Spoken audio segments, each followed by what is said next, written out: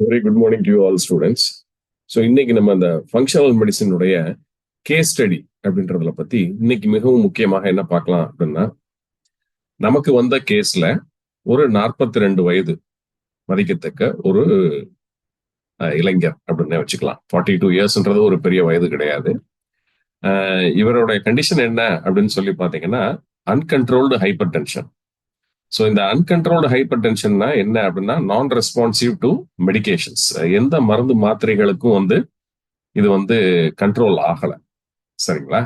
So இவருக்கு smoking habit, drinking habit, இல்ல fast food அதிகமாக சாப்பிடக்கூடியது, டயட் கண்ட்ரோல் இல்லாதது, அந்த மாதிரி காரணங்கள் ஏதாவது இருக்கா அப்படின்னு நம்ம பார்த்தோம் அப்படின்னா, அதெல்லாம் எதுவுமே கிடையாது.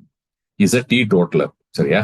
எந்தவித பழக்க வழக்கங்களும் இல்லாத ஒரு நல்ல ஒரு மனிதர் அப்படிதான் நம்ம பார்க்கணும்.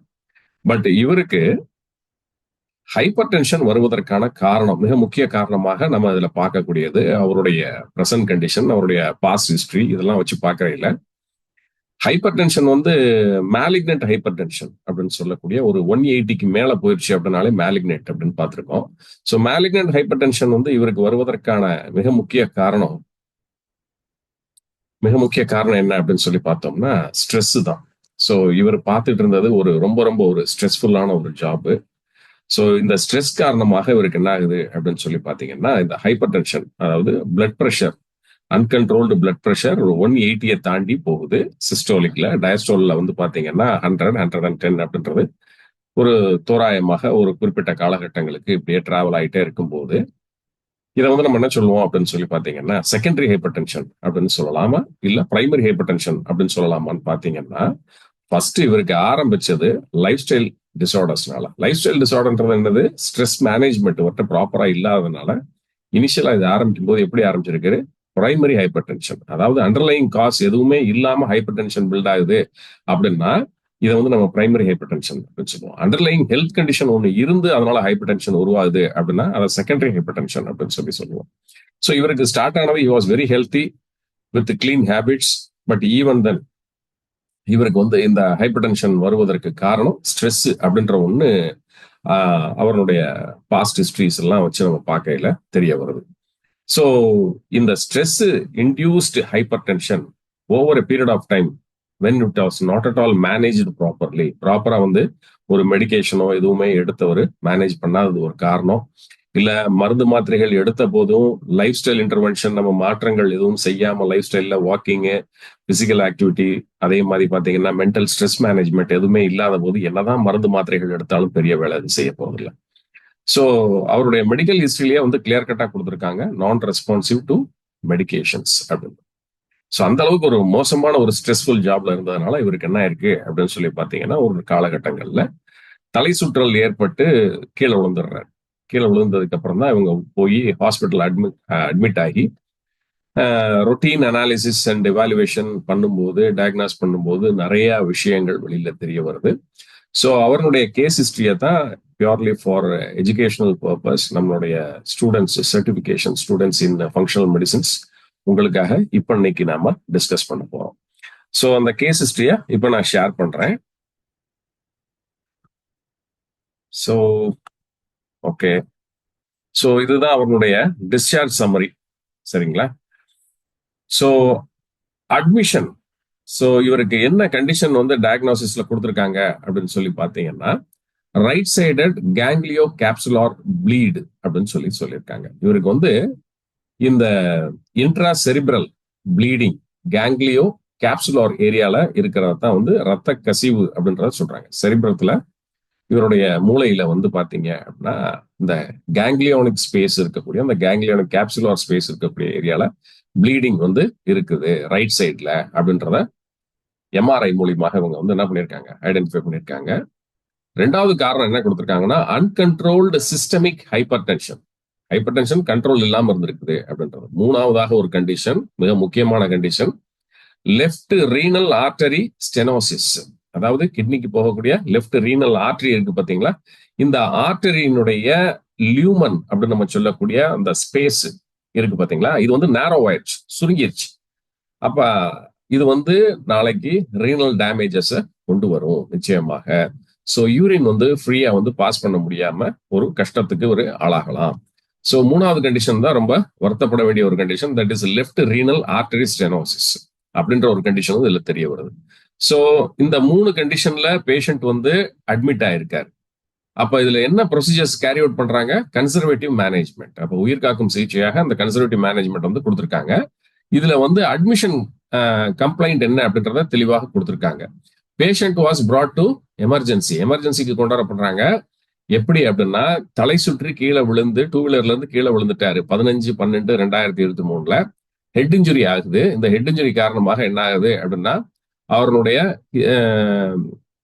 கான்சியஸ் இல்லாம இருக்கும்போது கொண்டு வந்து அட்மிட் பண்றாங்க. ஸோ இப்போ இவருக்கு வந்து ரொட்டீனா வந்து பாத்தீங்க அப்படின்னா சிடி பிரெயின் எடுக்கிறாங்க. இந்த சிடி பிரெயின் எடுக்கையில தான் வந்து அவங்களுக்கு தெரியுது ஜிசி ப்ளீட் இருக்குது அப்படின்னு. அதாவது ஜிசின்றது கேங்லியோ கேப்சுலார் ப்ளீடு அப்படின்றது இருக்குது, இந்த இன்டர்செரிப்ரல் ஸ்பேஸ்ல இருக்குதுன்றத பார்த்துருக்காங்க. ஸோ ஃபர்தரா வந்து கன்சர்வேட்டிவ் மேனேஜ்மெண்ட் இதுக்கு வந்து இது பண்றாங்க.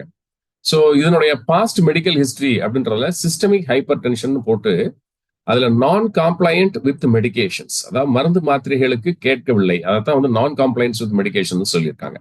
அடுத்து பர்சனல் ஹிஸ்டரியில வந்து பாக்குறதுல நார்மல் பவல்ஸ், அவருக்கு வந்து மோஷன் போறதுல பிரச்சனை இல்லை, and bladder habit, bladder emptying வந்து ப்ராப்பரா இருக்குது, normal sleep pattern and appetite. சரிங்களா? அதாவது இயற்கை பசி எடுக்குது, தூக்கம் எல்லாமே வருது, பிளாடர் எம்டிங் ப்ராப்பரா நடக்குது, நார்மல் பவல்ஸ் அப்படின்னு சொல்லக்கூடிய மோஷன் வந்து ப்ராப்பரா போகுது. பட் இதுல நம்ம நோட்டீஸ் பண்ண வேண்டிய ஒரு பாயிண்ட் என்னன்னா, கரண்ட்லி ஆன் ஃபோலேஸ் அப்படின்னு சொல்லி போட்டிருக்காங்க.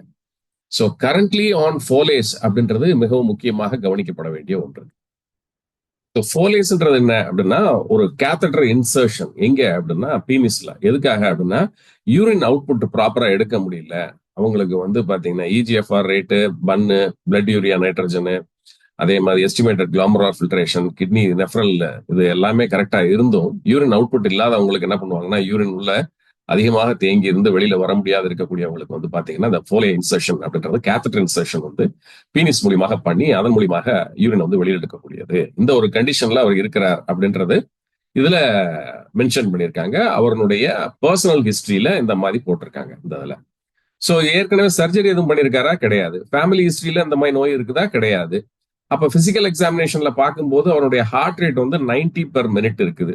பிளட் பிரஷர் பாத்தீங்கன்னா 190/100 mm மெர்குரிக் பிரஷர்ல இருக்குது.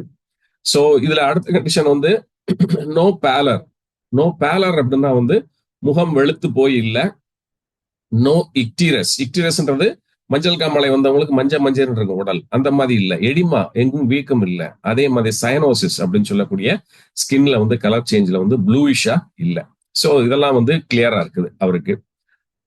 சோ இதை வச்சுக்கிட்டு ஃபர்தரா அவங்களுடைய கண்டிஷன்ஸ் வேற என்னென்ன நோட்டீஸ் பண்ணிருக்காங்க. Discharge summary. அடுத்து வந்து அவர் வந்து சேம் பேஷன்ஸ் வந்து டிஸ்சார்ஜ் ஆயிடுறாரு. சோ இந்த டிஸ்சார்ஜ் கண்டிஷன்ல அவங்களுக்கு மிக முக்கியமாக சொல்லப்பட்ட அட்வைஸ் யாருனால அப்படின்னா, அந்த ரேடியாலஜிஸ்ட்னால கொடுக்கப்பட்ட அட்வைஸ் என்ன அப்படின்னா, அட்வைஸ்டு ஃபார் பிடிஆர்எஸ் அப்படின்ற ஒரு இது கொடுத்திருக்காரு. சோ இந்த பிடிஆர்எஸ் யாருக்கு கொடுப்பாங்க அப்படின்னு சொல்லி பாத்தீங்கன்னா, மோஸ்ட்லி இந்த ரீனல் ஆர்டரி இல்லையா, இந்த ஸ்டெனோசிஸ் நடந்தவங்களுக்கு, அதாவது சுருக்கம் ஏற்பட்டவங்களுக்கு சொல்லுவாங்க. இது ஒரு கைண்ட் ஆஃப் ஆஞ்சியோபிளாஸ்டி தான். சரிங்களா? ஆஞ்சியோபிளாஸ்டி நம்ம பண்ற மாதிரி தான். இதை வந்து என்ன சொல்றோம், பெர்க்யூட்டேனியஸ் டிரான்ஸ்லியூமினல் ரீனல் ஆஞ்சியோபிளாஸ்டி அப்படின்னு சொல்லுவாங்க. இதுதான் பிடிஆர்எஸ் ஆர்ஏ அப்படின்னு நம்ம சொல்லக்கூடியது. சோ இவருக்கு வந்து பிடிஆர்ஏ பண்ணலாம், அப்படி பிடிஆர்எஸ் வந்து பண்ணலாம் அப்படின்ற மாதிரி சஜஷன் வந்து கிவன் பை ரேடியாலஜிஸ்ட். பட் வந்து அதை வந்து கார்டியாலஜி டீம் வந்து அதை வந்து நெக்லெக்ட் பண்றாங்க, தேவையில்லை அப்படின்றத. சோ சிடி ரீனல் ஆஞ்சியோகிராம் வந்து பண்ணி பார்த்ததுல அவங்களுடைய ஃபைண்டிங்ஸை அவங்க இதுல கொடுத்துருக்காங்க. ஸோ ஹாஸ்பிட்டலைஸ்ட் ஆன பேஷண்ட் ஹிஸ்டரி அப்படின்னு சொல்லி பார்க்கும்போது சிடி பிரெயின் எடுத்திருக்காங்க. ஸோ அதுல ஃபைண்டிங்ஸ் வந்து ஜிசி ப்ளீட் இருக்குன்றத ஃபைண்டிங்ஸ்ல பார்த்துருக்காங்க. மெட்டபாலிக் டிஸ்டர்பன்சஸ் எதுவும் இருக்குதா அப்படின்னு சொல்லி பார்த்தா மெட்டபாலிக் டிஸ்டர்பன்ஸ் வந்து அந்த அளவுக்கு இல்லை இவருக்கு. ஸோ அதைத்தான் வந்து அதுல கொடுத்துருக்குறாங்க. ஸோ அடுத்து இவருடைய டிஸ்சார்ஜ் சம்மரி அப்படின்னு சொல்லி பார்த்தோம் அப்படின்னா, மெடிகேஷன்ஸ் ப்ரிஸ்கிரைப் பண்ணியிருக்காங்க. Okay, fine. ஸோ இந்த மெடிகேஷன்ஸ் ப்ரிஸ்கிரைப் பண்ணது எதுக்காக, என்ன கண்டிஷன்ஸ்க்காக அப்படின்னு சொல்லி பார்த்தீங்க அப்படின்னா, அவருடைய ஃபீவர் 100 மோர் தென் 100 இருக்குது, வாமிட்டிங், நாசியா, வாந்தி வர்ற மாதிரி இருக்கு, சீஷர்ஸ் வந்து கான்சியஸை இழந்திருக்கிறாரு. சிவியர் ஹெட் ஏக் இந்த மாதிரி நேரங்கள்ல அவருக்கு வந்து ஆனதுக்கு பிறகு வந்திருக்கு ஆன்செட். கைகள்ல புதுசா ரேஷஸ் வந்து தோன்றி இருக்கிறது. ஸோ இந்த கண்டிஷன்ல ட்ரீட் பண்றதுக்காக கன்சர்வேட்டிவ் மேனேஜ்மெண்ட்ல பேஷண்ட்டுக்கு வந்து மெடிசன்ஸ் வந்து கொடுத்துருக்காங்க. ஓகே. ஸோ அதுக்கடுத்து நிறைய வந்து டெஸ்ட், யூஷுவல் சிபிசி டெஸ்ட் எல்லாமே பண்ணியிருக்கிறாங்க. இந்த சிபிசி டெஸ்ட் எல்லாமே வந்து பாத்தீங்கன்னா நார்மலா தான் இருக்குது. அதுல முக்கியமாக கவனிக்கப்பட வேண்டியது பிளட் யூரியா நைட்ரஜன். ஸோ இந்த பிளட் யூரியா நைட்ரஜன் பாத்தீங்கன்னா 7.9 to 20.1 வரைக்கும் நார்மல். பட் இவருக்கு பிளட் யூரியா நைட்ரஜன் ரேஷியோ வந்து 25 mg/dL அதிகமாக தான் இருக்கிறது. கிரியாட்டினின் வந்து பாத்தீங்கன்னா 1.1 அப்படின்ற அளவுக்கு ரேஞ்ச் வந்து இருக்குது. ஸோ இது ரெண்டாவது முக்கியமாக டாக்டர்ஸ் வந்து பார்ப்பாங்க. இதை பார்த்ததுல இது அதிகமாக இருக்கிறது. இதுக்கு காரணம் வந்து அவருக்கு ஏற்பட்டிருக்கக்கூடிய இந்த renal pelvic renal stenosis, arterial stenosis முக்கியமாக காரணமாக படிக்கிறது. மிச்சப்படி அவருக்கு மிச்ச ரிப்போர்ட்ஸ் எதுலையுமே வந்து பெரிய சேஞ்சஸ் ஒன்றும் கிடையாது. ஸோ மிக முக்கியமாக இந்த ரிப்போர்ட்ஸை பேஸ் பண்ணி ட்ரீட்மெண்ட் வந்து கொடுத்துருக்காங்க. ஓகே.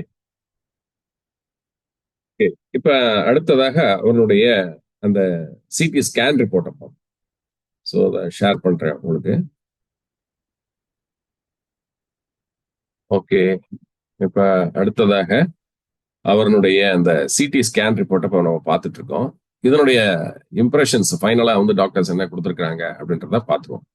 ஸோ இதுல பாத்தீங்கன்னா மைல்ட்லி டைலேட்டட் லெஃப்ட் வென்ட்ரிக்கிள் அப்படின்னு சொல்லிட்டு இருக்காங்க. அதாவது இருதயத்தின் இடது பக்கமாக இருக்கக்கூடிய கீழே இருக்கக்கூடிய இந்த வென்ட்ரிகிள்ஸ் சொல்லக்கூடிய அறைகள்ல லேசான வீக்கம் இருக்கிறது. மைல்ட்லி டைலேட்டட் லெஃப்ட் வென்ட்ரிகிள்ஸ் அப்படின்னு போட்டிருக்காங்க.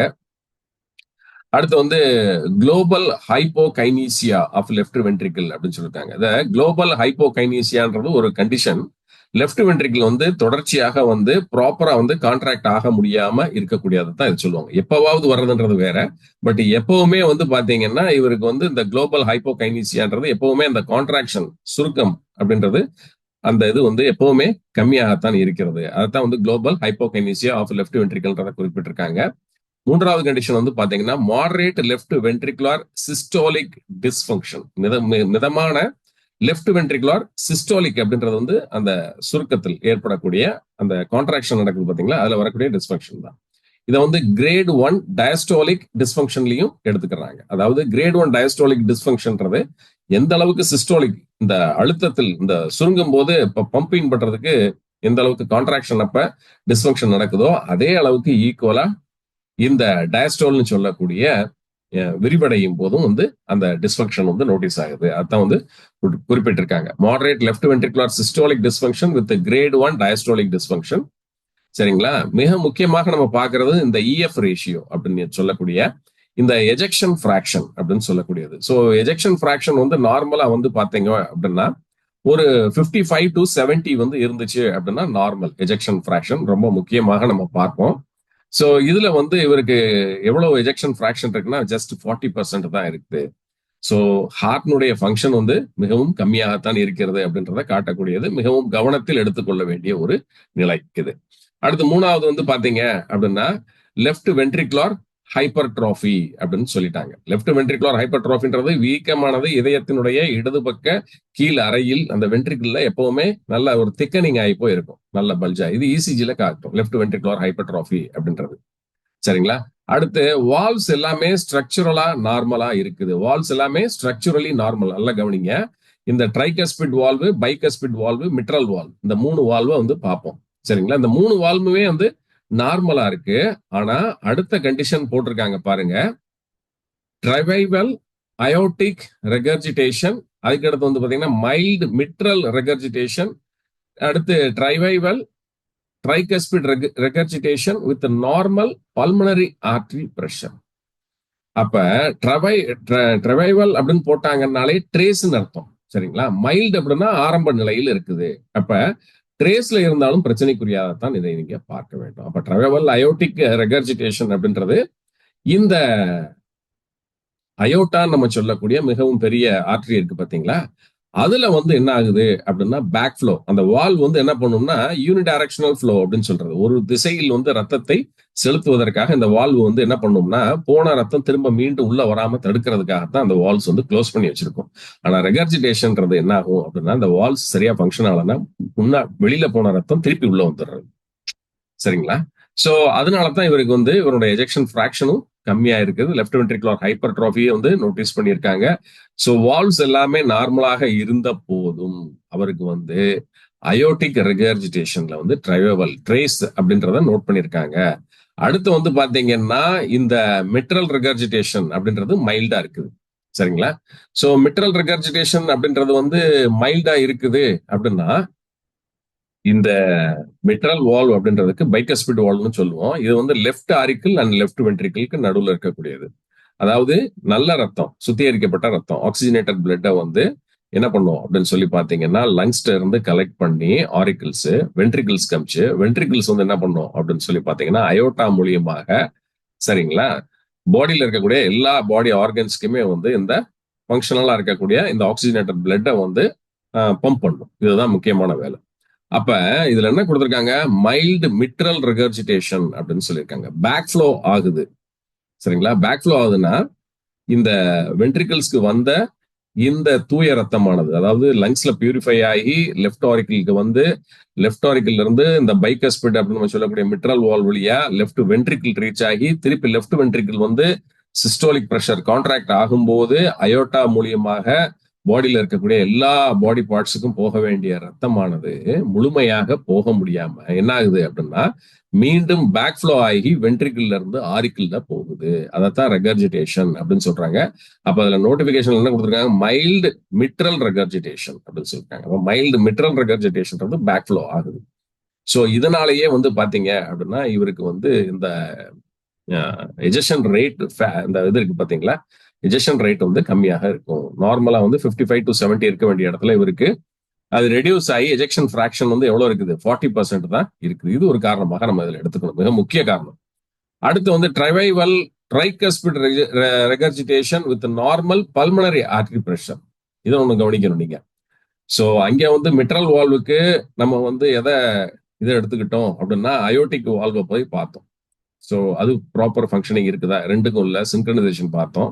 ஸோ இங்க ட்ரைகஸ்பிட் ரெகர்ஜிடேஷன் இருக்குது அப்படின்னா, ட்ரைகஸ்பிட் வந்து ரைட் சைட்ல இருக்கக்கூடியது, அதாவது ரைட் ஆரிக்கிளுக்கும் ரைட் வென்ட்ரிக்கிளுக்கும் நடுவில் இருக்கக்கூடியது தான் இந்த ட்ரைகஸ்பிட் வால்வு. இந்த ட்ரைகஸ்பிட் வால்வு இந்த ரைட் சைட் ஆஃப் த ஹார்ட்னு எடுத்துக்கிட்டீங்கனால இந்த ரெண்டு சேம்பர்லயுமே வந்து பாத்தீங்கன்னா இம்பியூர் பிளட், அதாவது வீனஸ் பிளட் அப்படின்னு சொல்லுவோம், டிஆக்சினேட்டட் பிளட், இது வந்து சேரும். இது சேர்ந்து இது பம்ப் ஆகி எதன் மூலியமாக போகும் அப்படின்னு சொல்லி பாத்தீங்கன்னா, பல்மனரி ஆர்டரி மூலியமாக எங்க போகும் அப்படின்னா லங்ஸுக்கு போய் அங்க பியூரிஃபை ஆகி டபுள் சர்க்கியூட் சர்க்குலேஷன்ல அடுத்த சைட்ல வந்து பாத்தீங்கன்னா நம்மளுடைய லெஃப்ட் சைடு ஹார்ட் சேம்பர்ஸ்க்கு வரும். அதான் நம்ம பார்த்தோம். லெஃப்ட் சைட் சேம்பர்ஸ்ல உள்ள ரெகர்ஜிடேஷன் நம்ம என்னன்னு பார்த்தோம். அதே மாதிரி பாத்தீங்கன்னா ரைட் சைட்லயும் வந்து நோட்டீஸ் பண்ணியிருக்காங்க. ஸோ ரைட் சைட்ல வந்து பாத்தீங்கன்னா ட்ரைகஸ்பிட் வால்வ் ரெகர்ஜிடேஷன் இருக்குது அப்படின்னா என்ன ஆகுது, ரத்தம் திரும்ப கீழே போய் வென்ட்ரிகிள்ஸ்க்கு போயிட்டு திருப்பி ஆரிக்கிள்குள்ள வந்துருச்சு. சரிங்களா? சோ இப்ப அடுத்தது வந்து செக் பண்றது வந்து பல்மனரி ஆர்டரியில பிரஷர் இருக்குதா இல்லையான்னு பார்க்கும்போது pulmonary artery pressure is found to be normal அப்படின்றத ஃபவுண்ட் பண்ணியிருக்காங்க. ரைட்டா? அப்ப அடுத்த விஷயம் என்ன, பெரிகார்டியல் இந்த எஃப்யூஷன் ரேட் இதுல வந்து ஏதாவது கிளாட் நடக்குதா அப்படின்னா கிளாட் எதுவும் இல்ல, நோ கிளாட் ஃபவுண்ட். ஸோ நார்மலா இருக்குது, ஆர்டரிஸ் எல்லாமே கொலாப்சிங் இல்ல அப்படின்றத ஃபைண்ட் பண்ணியிருக்காங்க. சரி, ஓகே. ஸோ இது அதனுடைய பிலிம்ஸ் எல்லாமே போட்டிருக்கோம் இதுல. Okay, fine. இப்ப வந்து ஃபைனலி வந்து இந்த கண்டிஷன் பத்தின ரிவ்யூவை வந்து நம்ம சமரைஸ் பண்ணணும். ஸோ அது ரொம்ப ரொம்ப முக்கியமானது. ஸோ இதனுடைய ரிவ்யூவை நம்ம சமரைஸ் பண்ணணும் அப்படின்னா ஃபர்ஸ்ட் வந்து என்னது இருக்கு அப்படின்னா, hypertensive intra cerebral bleeding confirmed. Number 1 point வந்து ஹைப்பர்டென்சிவ், அதாவது ஹைப்பர் டென்ஷன்னால இன்ட்ரா செரிப்ரல் ப்ளீடிங் அப்படின்றது வந்து கன்ஃபார்ம் ஆயிருக்கு. அதனாலதான் அவர் மயக்கம் போட்டு விழுந்து அதுக்கப்புறம் சிடி பிரெயின்ல எல்லாமே கிளியர் கட்டா ஸ்பெசிஃபை பண்ணியிருந்தாங்க. இதுக்கு காரணமாக நம்ம என்ன சொல்லலாம் அப்படின்னா, untreated prolonged hypertension due to என்ன அப்படின்னு சொல்லி பாத்தீங்கன்னா, கிரானிக் ஸ்மோக்கிங்காக இருக்கலாம், அல்கஹாலிசமா இருக்கலாம், அத்திரோஸ்கிலரோசிஸா இருக்கலாம், இல்ல அப்படின்னா ஏதாவது ஒரு ஆர்கன் ஃபெயிலியர்னால வந்த செகண்டரி ஹைப்பர் டென்ஷனாக இருந்திருக்கலாம். மிகவும் முக்கியமாக அடுத்த காரணம் என்ன அப்படின்னா ஸ்ட்ரெஸ். அப்ப இவர் டோட்டலி டீடோட்டலர். இவருக்கு மிக முக்கியமாக இது வந்ததற்கான காரணம் முழுக்க முழுக்க என்ன அப்படின்னா ஹை ஸ்ட்ரெஸ். அடுத்ததாக இவருக்கு நம்ம பார்த்தது trace travail regurgitation of tricuspid and bicuspid valve found causing the backflow of blood. ரத்தத்தை மீண்டும் வென்ட்ரிக்கிள்ல இருந்து ஆரிக்கிள்ல பேக்ஃப்ளோ பண்ண வச்சிருக்குது. ஸோ இது வால்வுலார் டிஸ்ஃபங்க்ஷன். ஸ்ட்ரக்சரல் ஸ்டெபிலிட்டி வால்ஸ்ல வந்து ஸ்ட்ரக்சரலா இருந்த போதும் வால்வுலார் டிஸ்ஃபங்க்ஷன் நோட்டீஸ் பண்ணியிருக்கோம். அடுத்ததாக எஜெக்ஷன் ஃபிராக்ஷன் வந்து பாத்தீங்கன்னா ஹார்ட்ல 40%, 55ல இருந்து 70 இருக்க வேண்டிய இடத்துல 40% தான் இருக்கு எஜெக்ஷன் ஃபிராக்ஷன். அடுத்து ஹார்ட் சேம்பர்னுடைய கான்ட்ராக்டிங் எபிலிட்டி வந்து பாத்தீங்கன்னா லெஃப்ட் வென்ட்ரிக்கல்ல குறைந்திருக்கிறது. இதைத்தான் வந்து குளோபல் ஹைப்போகைனீசியா அப்படின்னு சொல்லி நம்ம நோட்டீஸ் பண்ணியிருக்கோம். லெஃப்ட் ரீனல் ஆர்டரியில வந்து ஸ்டெனோசிஸ் நடந்திருக்கு, நேரோயிங் ஆஃப் த லியூமன் நடந்திருக்குது. இது வந்து அன்கண்ட்ரோல் ஹைப்பர் டென்ஷனுக்கு ஒரு காரணமாக இருந்திருக்கலாம், இல்ல அன்கண்ட்ரோல் ஹைப்பர் டென்ஷன்னால இந்த ஒரு கண்டிஷன் உருவாகி இருக்கலாம். முக்கியமாக இந்த பேஷண்ட் வந்து Foley catheter insertion for urine அவுட்புட்டுக்காக use பண்றாங்க அப்படின்றதும் இதுல வந்து நம்ம நோட்டீஸ் பண்ணியிருக்கிறோம். ஃபோலேஸ் கேத்தட்டர் வந்து பீனிஸ்குள்ள இன்சர்ட் பண்ணி தான் யூரின் எடுக்கிறாங்கன்றத ரொம்ப கிளியர் கட்டா இதுல வந்து இவருடைய பாஸ்ட் ஹிஸ்டரி, இவருடைய பர்சனல் ஹிஸ்டரியில இருக்குது. ரெஸ்பான்சிவ் ஹைப்பர் டென்ஷன் இருந்ததுனால இவருக்கு வந்து லாபிட்டோலால் இன்ஃபியூஷன் வந்து போட்டிருக்காங்க. அதையுமே வந்து மிக தெளிவாக அவருடைய பாஸ்ட் ஹிஸ்டரி காட்டுது. இதை நோட்டீஸ் பண்ணீங்கன்னா இந்த ஒரு கேஸே வந்து பாத்தீங்கன்னா மிகச்சிறந்த ஒரு எக்ஸாம்பிளா இருக்கும். ஸ்ட்ரெஸ் வந்து எந்த அளவுக்கு மோசமாக ஒருத்தருடைய ஹெல்த்தை பாதிக்கும் அப்படின்றதுக்கு. ஒரு டீ டோட்டலர், எந்த ஒரு பழக்க வழக்கமும் கிடையாது. பட் ஹை லெவல் ஸ்ட்ரெஸ்ஃபுல் என்விரான்மெண்ட்ல அவர் ஒர்க் பண்ணதன் காரணமாக வந்து அவருக்கு வந்து பாத்தீங்கன்னா இந்த இன்ட்ரா செரிபிரல் ஹெமரேஜ் அப்படின்னு சொல்லக்கூடிய மூளையில் ஏற்பட்ட ரத்த கசிவு, அதன் காரணமாக வந்த ஒரு டிசினஸ், கிடினஸ் வந்து கீழே விழுகிறாரு. கீழே விழுந்ததன் காரணமாக என்ன ஆகுது அப்படின்னு சொல்லி பாத்தீங்கன்னா உள்ள வந்து ஹெமரேஜ், இன்ட்ராக்ரேனியல் ஹெமரேஜஸ் வந்து உண்டாயிருக்குது. இதை தொடர்ந்து என்ன ஆகுது அப்படின்னு சொல்லி பாத்தீங்கன்னா ஒரு பக்கம் செயலிழப்பு, கை கால் செயலிழப்பு ஆயிருக்குது. தட் இஸ் ஹெமிப்ளேஜியா அப்படின்னு நம்ம சொல்லக்கூடியது ஏற்பட்டிருக்கிறது. இந்த செயலிழப்பு மட்டும் கிடையாது, இதை ஃபர்தரா வந்து மெடிக்கல் இன்வெஸ்டிகேஷன் பண்ணும்போது, ஹாஸ்பிட்டலைஸ் ஆகும்போது மற்றொரு கண்டிஷன் கண்டுபிடிக்கிறாங்க. ஸோ அதுதான் வந்து பாத்தீங்கன்னா renal stenosis, renal artery stenosis சொல்லக்கூடிய இந்த ரீனல் ஆர்டரி வந்து அதனுடைய லியூமன் ஸ்பேஸ்ல வந்து மிகவும் சுருங்கி விட்டதுனால யூரின் எடுக்க முடியாத ஒரு கண்டிஷன் வந்து இவருக்கு இருக்கக்கூடிய இந்த நிலையில வந்து அவருக்கு என்ன பண்றாங்க அப்படின்னு சொல்லி பாத்தீங்கன்னா இந்த போலேஸ்ன்னு சொல்லக்கூடிய இந்த கேத்தட்டர் இன்சர்ஷன் போட்டு தான் வந்து யூரின் வந்து எடுக்கக்கூடிய ஒரு சூழல்ல இந்த ஒரு பேஷண்ட் வந்து இருக்கிறார். சரிங்களா? இதை தாண்டி வந்து பாத்தீங்க அப்படின்னா இவருடைய கார்டியாக் எஃப்யூஷன் ரேட் அப்படின்னு சொல்றோம் பாத்தீங்களா, இந்த கார்டியாக் எஃப்யூஷன் ரேட் வந்து பாத்தீங்கன்னா ஃபிராக்ஷன் எவ்வளவு இருக்குது அப்படின்னா 40% தான் இருக்கு. நார்மலா வந்து 55 to 70 இருக்கணும். இது வந்து எக்கோல வந்து நம்மளுக்கு தெரியும். ஸோ இவருக்கு அதுவுமே வந்து மிகவும் கம்மியாக இருக்கிறது. லெஃப்ட் வென்ட்ரிகுலர் ஹைப்பர்ட்ரோஃபி அப்படின்றது காமன் கண்டிஷன், ஈவன் அத்லெட்ஸ்க்கு கூட வரலாம். பட் ஆனா இவனுடைய கண்டிஷன் வந்து வரிசம். காரணம் என்ன அப்படின்னு சொல்லி பாத்தீங்கன்னா இந்த வால்வுலார் ஸ்ட்ரக்சரல் ஸ்டெபிலிட்டி நல்லாக இருந்த போதிலும் வந்து என்ன ஆகுது அப்படின்னு சொல்லி பாத்தீங்கன்னா ரெகர்ஜிடேஷன் இதுல பாக்குறோம். அதாவது back flow of blood. So ரெண்டு சைடுமே வந்து பாக்குறோம். அதாவது லெஃப்ட் சைட் ஆஃப் த ஹார்ட்லயும் பாக்குறோம் ரெகர்ஜிடேஷன், அதே மாதிரி ரைட் சைட் ஆஃப் த ஹார்ட்லயும் பாக்குறோம் ரெகர்ஜிடேஷன். இதுல என்ன ஒரு விஷயம் அப்படின்னா மிட்ரல் வால்வ்லயும் ரெகர்ஜிடேஷன் இருக்குது, அதே மாதிரி ட்ரைகஸ்பிட் வால்வ்மே வந்து பாத்தீங்க அப்படின்னா ரெகர்ஜிடேஷன் இருக்குது. ஸோ இதெல்லாத்தையும் நம்ம கண்டிஷன்ஸாக நம்ம எடுத்துக்கொண்டு இந்த மாதிரி மல்டிபிள் கண்டிஷன்ல இவருக்கு ஃபங்க்ஷனல் மெடிசின் எந்த அளவுக்கு ஹெல்ப்ஃபுல்லா இருக்கும் அப்படின்றத பார்க்கணும் இல்லைங்களா? ஸோ அவர் எடுத்துக்கொண்டு இருக்கக்கூடிய ட்ரீட்மெண்ட்ல எந்த ஒரு இன்டர்வென்ஷன் நம்ம போய் நம்ம தடுக்க போறது கிடையாது, அதை மாற்றி அமைக்க போட கிடையாது. நாம கொடுக்கக்கூடிய prescription with the consent of the patient and with the consent of the current doctor who is providing the treatment. சரிங்களா? அவங்களோட சேர்ந்து இதையும் அவர் எடுத்துக்கொண்டார் அப்படின்னா இவருக்கு நல்ல ஒரு முன்னேற்றத்தை மிக விரைவில் நாம் வந்து கொடுக்க முடியும். ஸோ எதையுமே வந்து சேர்ந்து எந்த ஒரு மெடிக்கல் சிஸ்டமாக இருந்தாலும் சரி பேஷண்ட் ஃபாலோ பண்ணிக்கலாம். அதோட சேர்த்து நம்ம கொடுக்கறத தான் வந்து பாத்தீங்க அப்படின்னா இந்த ஃபங்க்ஷனல் மெடிசின் அப்படின்றத நம்ம ஏற்கனவே பல வகுப்புகள்ல பார்த்திருக்கோம். சரி, இப்ப இவருக்கான ஃபங்க்ஷனல் மெடிசின் பிரிஸ்கிரிப்ஷன் என்ன அப்படின்றத பார்ப்போம். இவர் வந்து டெய்லி வந்து கேபேஜ் ஜூஸ், அதாவது 250 கிராம்ஸ் ஆஃப் கேபேஜை வந்து மிக்சியில போட்டு அடிச்சு அதை ஒரு 30 மினிட்ஸ் அப்படியே அன்டிஸ்டர்ப்டா வச்சு அந்த ஜூஸை வந்து ரெகுலரா வந்து அவர் வந்து எடுத்துக்கணும். ஒரு 10 டேஸ், ஐ மீன் ஆல்டர்னேட்டிவ் டேஸ்ல எடுத்துக்கணும், ஒரு நாள் விட்டு ஒரு நாள். பட் ஒரு நாள் விட்டு ஒரு நாள் அதே மாதிரி வந்து இவர் எடுத்துக்கொள்ள வேண்டியதில்ல. காய்கறிகள்ல மிகவும் முக்கியமாக ஹாஃப் பேக்டு, ஹாஃப் குக்டு, அதுல வந்து காலிஃபிளவர், ப்ராக்கோலி எடுத்துக்கணும். தினமும் காலையில எந்திரிச்ச உடனே பிரம்மி அண்ட் பேசில் லீவ்ஸ் வாட்டர் சரிங்களா? ஸோ இந்த பிரம்மி அண்ட் பேசில் லீவ்ஸை வந்து வாட்டர்ல போட்டு வச்சு இன்ஃபியூஷனாக காலையில வந்து எம்டி ஸ்டமக்ல எந்திரிச்ச உடனே கொடுக்கணும். பாடி ஃபுல் ஹோல் பாடி அபியங்கா அப்படின்னு நம்ம சொல்லக்கூடிய மகாநாராயண தைலத்தை வச்சு ஹோல் பாடி ஆயில் மசாஜ் வந்து கொடுக்கணும். அதே மாதிரி வந்து நம்ம செய்யக்கூடிய அந்த ஒத்தரம் கொடுப்போம் இல்லையா? ஸோ இந்த ஒத்தடமும் வந்து அவசியமாக நம்ம வந்து இந்த பொட்லி அப்படின்னு சொல்லுவாங்க சரிங்களா? நவரக்கிளி அப்படின்னு சொல்லி ஒரு டைப் ஆஃப் ஆயுர்வேதிக் கிளி சிகிச்சை, அதையுமே வந்து இவருக்கு நம்ம வந்து சஜஸ்ட் பண்ணுவோம்.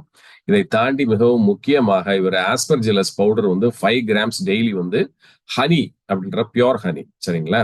பியோர் ஹனியோட மிக்ஸ் பண்ணி 5 கிராம்ஸ் பேஸ்ட்டை வந்து டெய்லி வந்து சாப்பாட்டுக்கு பிறகு 2 வேளை எடுத்துக்கணும். இப்ப இவருக்கு இதோட சேர்த்து நம்ம அக்குபங்சர் பாயிண்ட்ஸையும் வந்து ரெகுலரா 10 டேஸ் கொடுப்போம், மந்த்லி ஒன்ஸ்.